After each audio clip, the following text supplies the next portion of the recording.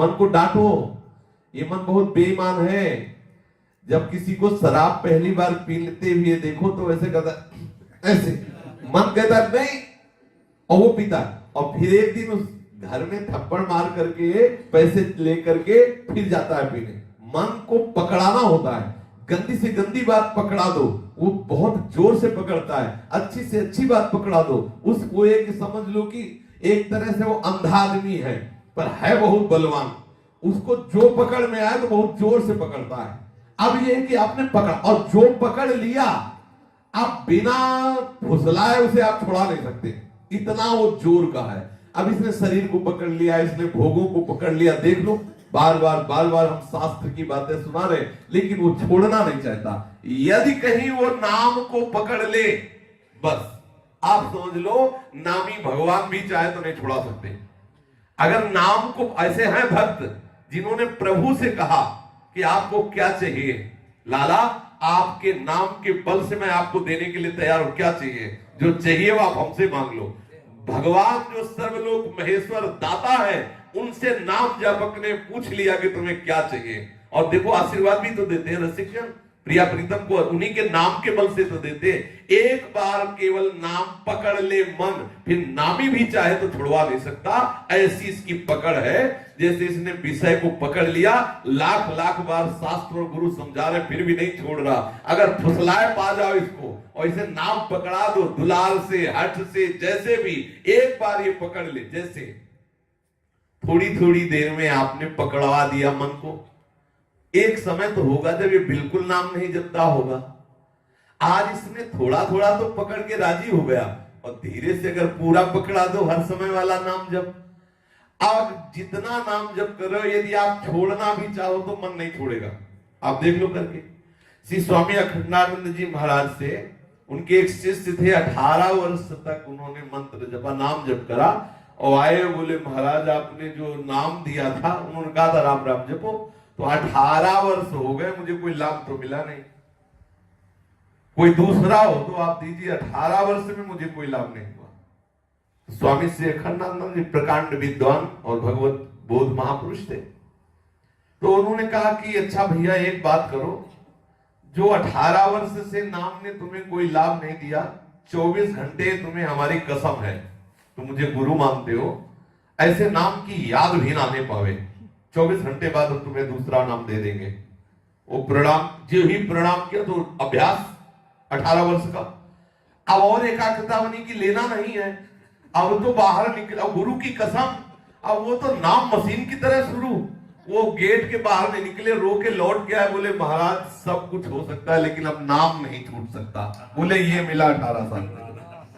अब जिसकी जिह्वा विवश होके गुरु की कसम खवाने पर भी नाम नहीं छोड़ रही, उसको भगवत प्राप्ति में क्या दुर्लभता रह गई। तू धैर्य पूर्वक रहे, तेरे प्रारब्ध का, कर्म संस्कारों का नाश हो रहा है, निश्चित तुझे भगवत प्राप्ति हो जाएगी।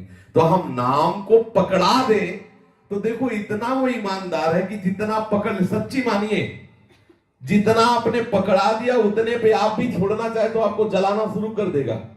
अगर 24 घंटे में 30 मिनट आपने मन को सिखा दिया है नाम जप करना, और उस समय कोई भी आ जाए तो आपके मन को खुद बुरा लगेगा, और लगेगा इसी 30 मिनट में तुम्हें मरना था क्या, यही लगेगा कि इसी 30 मिनट में तुम्हें आना, सारा व्यवहार इसी 30 मिनट में। वो मन जो है उतने में बर्दाश्त कर लिया नाम को, तो अब अन्य बर्दाश्त करे। और सही मानिए जिस दिन आप इसे 24 घंटे में राजी कर लेंगे तो बहुत ही बढ़िया वस्तु है मन। एक बार इसे प्रभु में लगा दीजिए, और एक बार प्रभु में लग गया तो फिर हटने वाला नहीं। जागृत स्वप्न सुसुप्ति स्फुरत में राधा पदार्थ छटा, ऐसी दिव्य, ये मन बहुत बड़ा सहायक है और मन बहुत बड़ा दुश्मन है। यदि इसको गंदी बातों में लगा दिया तो इससे बड़ा नीच और दुश्मन कोई नहीं है, और इसे भगवत चरणारविंद में लगा, इससे बड़ा कोई नहीं है, हमारा सहयोगी, हमारा मित्र, हमें आनंद देने वाला। इसलिए हम अपनी गलती को माने और मन को अच्छे मार्ग पर लगाएं। थोड़े दिन ये हो सकता है पूर्वाभ्यास में सबको गलत सलाह देता रहे, जिस दिन ये पकड़ लेगा पूरा नाम उस दिन छोड़ेगा नहीं, विश्वास मान लीजिए। अपने लोग इसी मार्ग से आए हैं।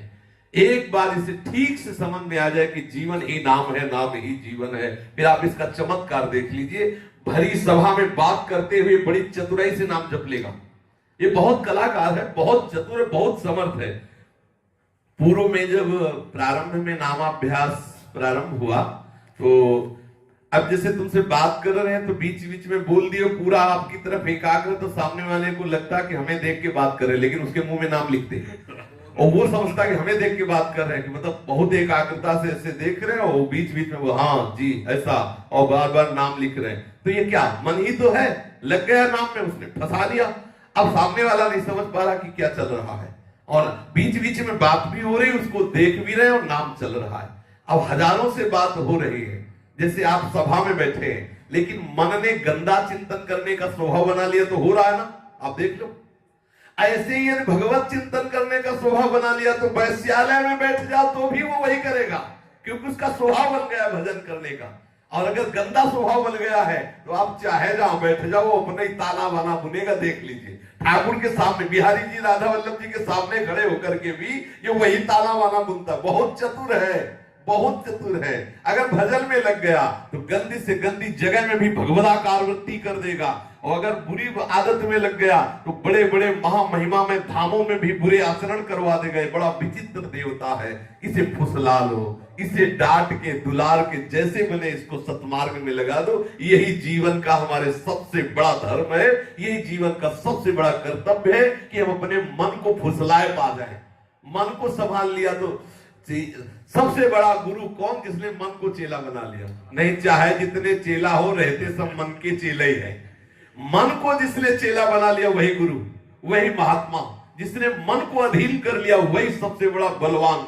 नहीं तो सब बलवानों को धूल दूषित कर देने वाला ये मन है, एक मिनट में न जाने कहां से कहां खड़ा कर देता है। इसलिए हट करके और दुलार करके दोनों भावों से मन को नाम में लगाइए।